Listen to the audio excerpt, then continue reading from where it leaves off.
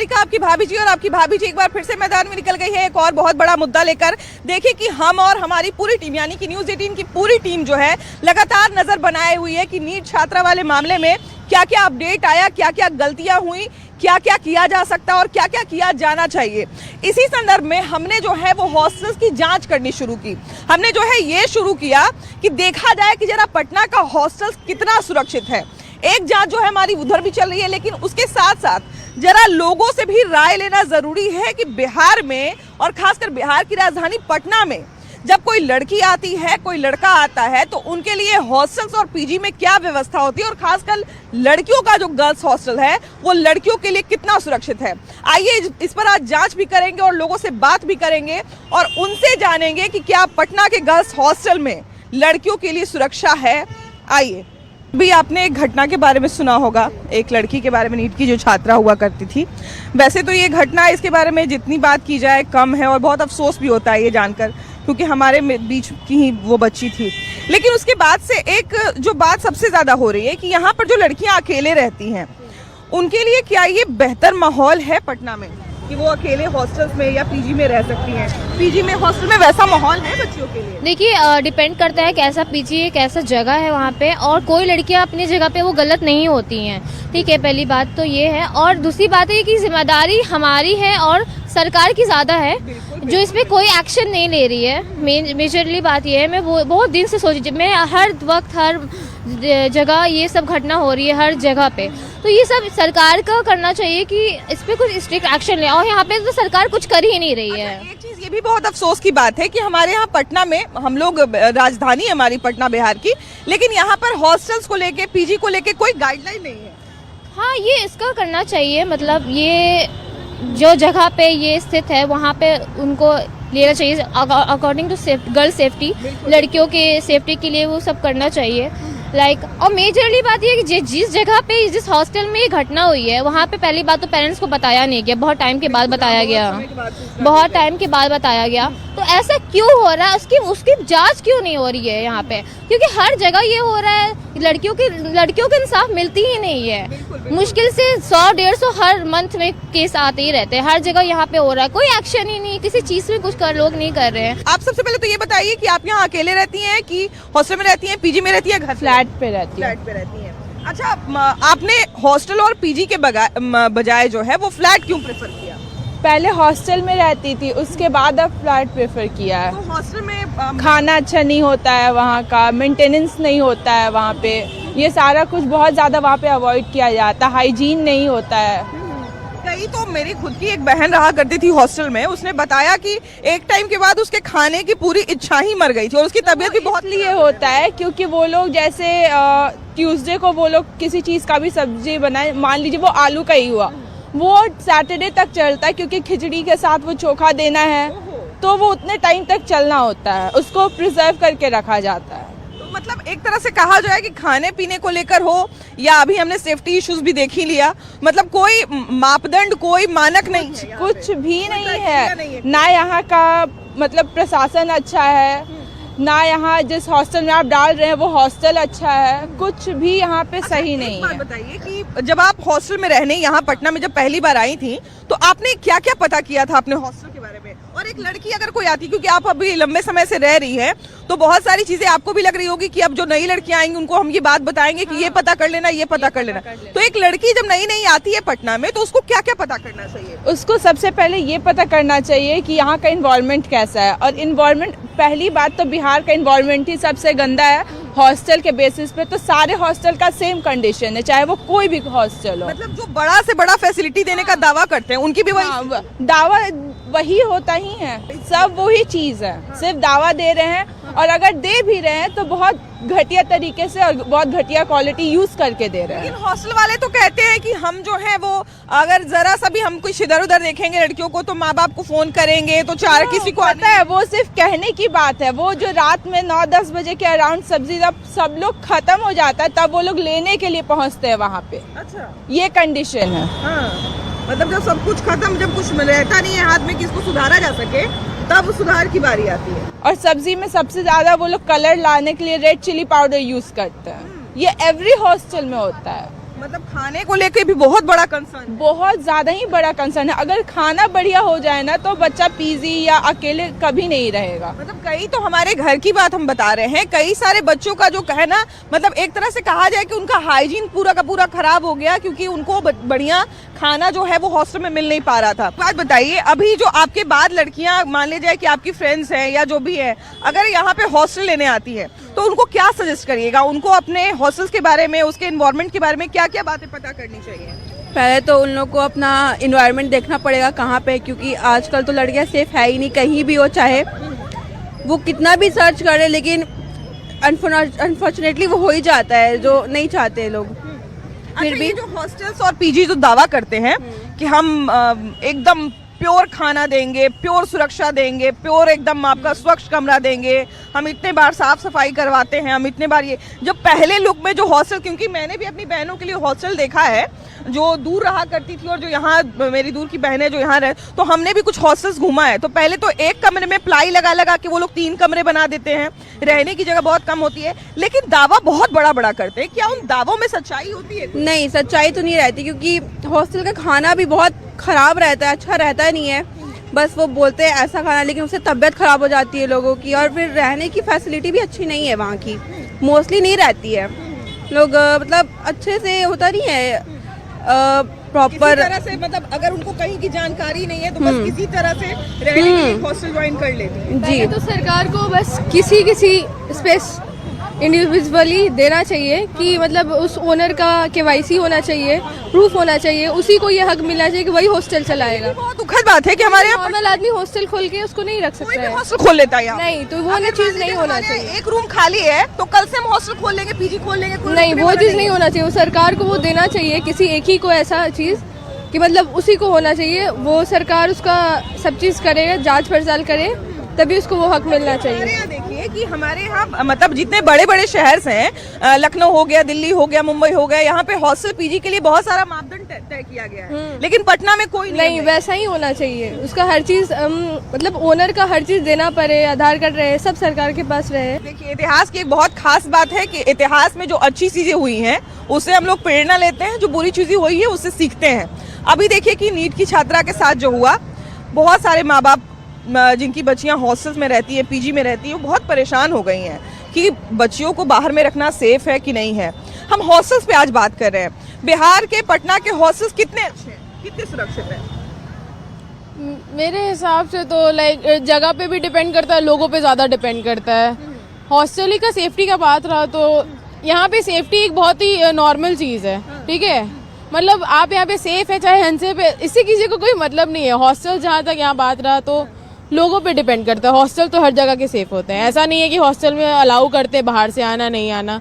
ये hostel to hostel depend नहीं करता, ये लोगों पे डिपेंड करता है।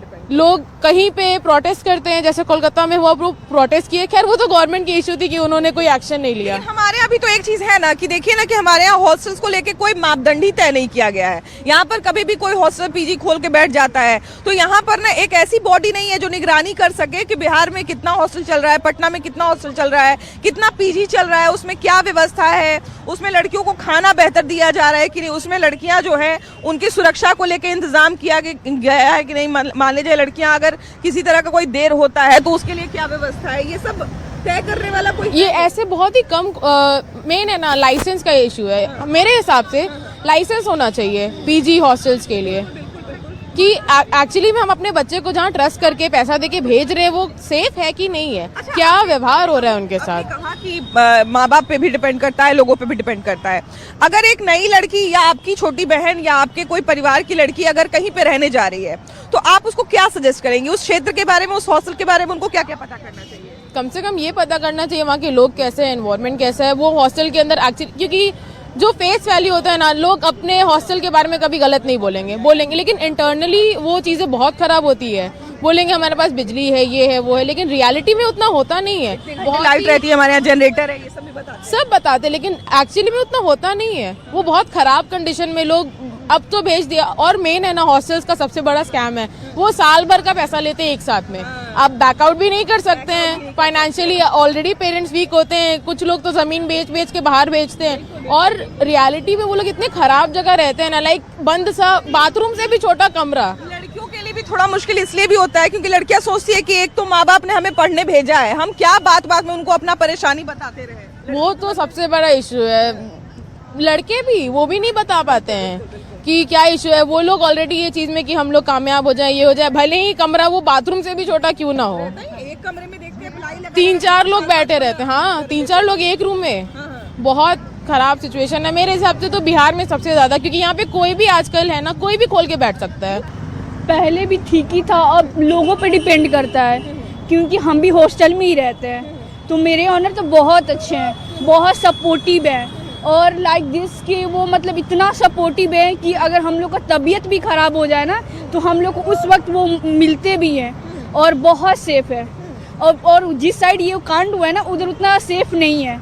कुछ कुछ इलाके इधर है कि जैसे वो सेफ नहीं है, जैसे नाला रोड हो गया, कंकड़ बाग हो गया। इधर आप आए दिन सुनिएगा कुछ लोग मतलब दब जाता है, केसेस दब जाता है, रेयर केस में केसेस दब जाता है। सही कहा कि कई बार तो केस के बारे में पता भी जाता है। और मतलब पीजीओजी मतलब ठीक है बट अपने आप पे भी डिपेंड करता है, लोगों पे भी कि लोग कैसा है और वहाँ का ऑनर कैसा है। अच्छा, आपको ऐसा लगता है क्या, जैसे मेरे दिमाग में ये चीज आई कि लड़कियों को ना हॉस्टल में रहते हुए या पीजी में रहते हुए अपने माँ बाप से कनेक्टेड भी रहना चाहिए। अगर किसी तरह की कोई छोटी मोटी भी दिक्कत आए तो उनको एटलीस्ट माँ बाप को इन्फॉर्म करना चाहिए कि हाँ भाई ये दिक्कत आ रही है, हो सकता है कि वो आगे चल के कोई बड़ी चीज बन जाए, है ना जी। उनको लगता है कि माँ बाप को थोड़ा जानकारी देके रखना चाहिए। हाँ हाँ बिल्कुल बिल्कुल। हमारे हॉस्टल में तो ऐसे ही है, पेरेंट्स आपको मतलब कुछ भी थोड़ा होता है तुरंत पेरेंट्स को कॉल किया जाता है, तो सेफ है। मेरा हॉस्टल तो बहुत सेफ है। बोरिंग रोड का हो गया तो बहुत सेफ है। मतलब कुछ कुछ इलाके में ही होता है, जैसे जहाँ वो कंकड़ बाग में हुआ, इधर ही साइड ना हुआ है, गादी मैदान में तो हमेशा होता रहता है। तो कुछ कुछ जगह है यहाँ पे सेफ नहीं है। हम भी अच्छा, हॉस्टल में ही रहते हैं। जैसे आप हॉस्टल में रहती हैं तो आपने बहुत सारी बातें पता की होंगी कि हाँ भाई हॉस्टल में ये है कि नहीं, वो है कि नहीं। अगर कोई बच्ची आती है, आपकी जूनियर आती है, तो आप उसको क्या सजेस्ट करेंगी? उसको जो है वो क्या क्या पता करना चाहिए अपने हॉस्टल के बारे में, जहाँ वो रहने जा रही है, उस एरिया के बारे में? पहले वो जाए तो सोसाइटी को पता करे, फिर ऑनर के बारे में पता करे और हॉस्टल के बारे में पता करे। वो आए तो ये नहीं कि डायरेक्ट पैसा वो सिक्योरिटी मनी दे दे और रह जाए। हाँ सब कुछ। हाँ ये चीज़ नहीं कि हमको खाना है, खाना ही चीज़ हर एक नहीं होता है। पहली बात कि सोसाइटी देखेंगे कैसा क्या, इधर आना जाना। हम लोग कुछ मेरा भी गली में ही है तो हम पहले पता करें कि इधर का माहौल कैसा है।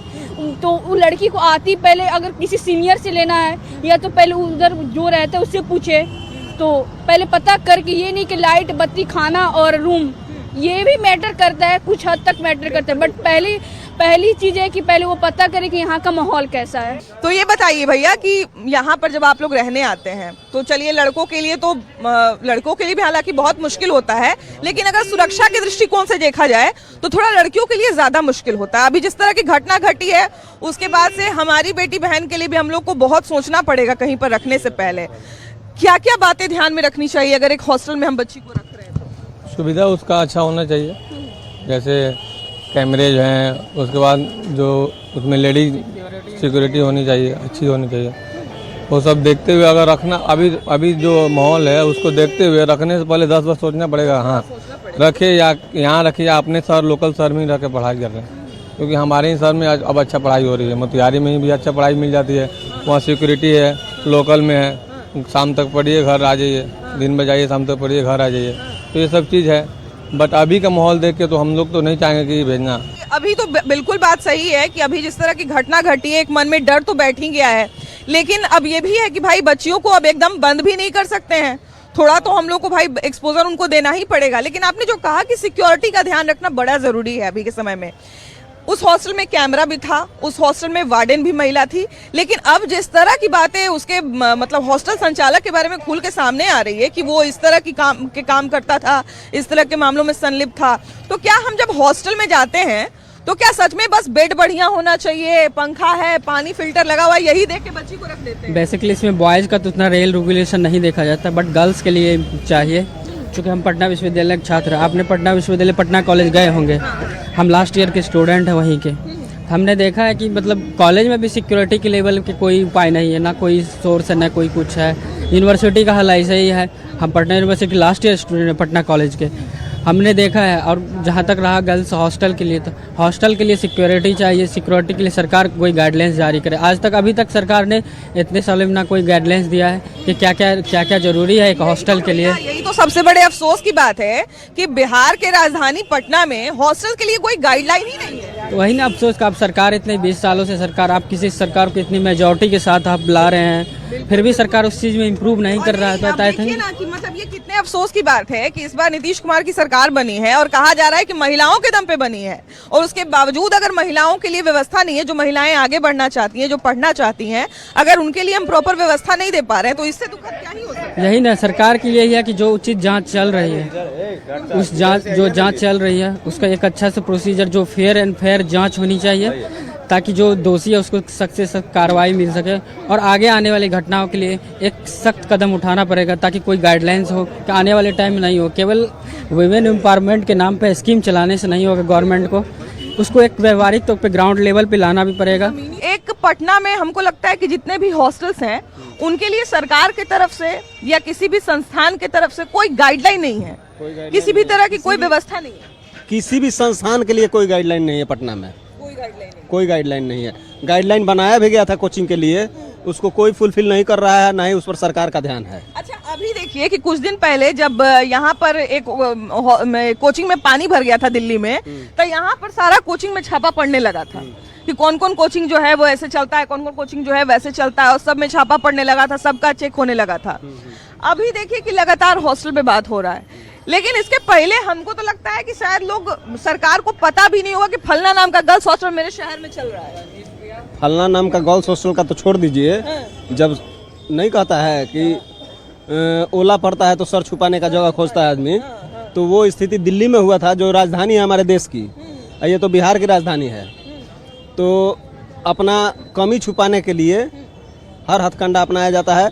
यहाँ कोई गाइडलाइन नहीं है और ना ही किसी तरह का नियम फॉलो करता है कोई भी, कोई कोचिंग संस्थान हो चाहे हॉस्टल हो। बिहार की जो बच्चियां हैं, कोचिंग के बारे में तो पता है कि हाँ कोचिंग इस एरिया में है, लेकिन हॉस्टल के बारे में किसी को भी पता नहीं है, प्रशासन को भी पता नहीं होगा कि किस एरिया में कितना हॉस्टल है। कोचिंग के बारे में जहाँ तक सवाल है, तो कोचिंग में तो बच्चा 2 घंटे के लिए पढ़ने के लिए आ रहा है, लेकिन हॉस्टल में तो लड़कियां रात भर दिन भर रह रही हैं। कोई मानक ही नहीं है, सुरक्षा व्यवस्था से लेके और सेफ्टी तक ले कुछ भी मानक कोई मैंने हाई नहीं है जिससे कि कुछ मैंने एक्शन हो, चाहे किसी भी तरीके का उस पर कार्रवाई हो। पूरे पटना का ये स्थिति है। ये मैंने एक शंभू हॉस्टल तो अभी नजर में आया है ना, इंसिडेंट हुआ तो स्थिति ये है पटना के हॉस्टल का, स्थिति ये है पटना के हॉस्टल का कि हम एक ही बात बोले कि सिर मुड़वाते ओला पड़ना कहावत है ना, तो वो स्थिति ये नहीं है। स्थिति है कि ओला हमेशा पड़ रहा है, पकड़ा गया वो चोर, बाकी सब चिकन है, बस वही बात। मतलब एक तरह से कहा जाए कि कोचिंग वाले भी इसलिए शायद माँ बाप को नहीं बताते होंगे, कहीं बता देंगे तक कोचिंग मेरा हॉस्टल बदल न ले। कोचिंग वाला से इस लड़की हॉस्टल की बात कर रहे हैं कि हॉस्टल बदल लेगा। हाँ, ये अगर हॉस्टल वाला सोचता होगा कि अगर कहीं माँ बाप को करके रखता है ताकि मेरा हॉस्टल चले, बस। आप जितना रिलीफ दीजिएगा लड़की लोग लड़का लोग उतना उसमें आप देख लीजिए। जौन हॉस्टल में जितना रिलीफ है लड़का आने जाने का, वो हॉस्टल ज्यादा चल रहा है, तो कांड होगा ही होगा। अगर आपके घर में 2 कमरा ऊपर में खाली है और अगर आप कल से हॉस्टल शुरू करना चाहते हैं तो कल से हॉस्टल शुरू कर सकते हैं। पटना में कोई गाइडलाइन ही नहीं है भैया हॉस्टल्स को लेके। नहीं, हॉस्टल्स को लेके मतलब यहाँ कोई रूल्स रेगुलेशन नहीं है। यहाँ आपको हॉस्टल के लिए ना कोई रजिस्ट्रेशन न कोई कुछ भी, कोई कैसे भी चला रहा है हॉस्टल। अच्छा, एक बात बताइए, हम लोग को अगर हॉस्टल में रहना है मान लिया जाए, तो हॉस्टल्स का रजिस्ट्रेशन नंबर या GST नंबर ये सब कुछ होता है? यहाँ तक हम जिस हॉस्टल में रहते हैं वहाँ तक आधार कार्ड नहीं लिया जाता है।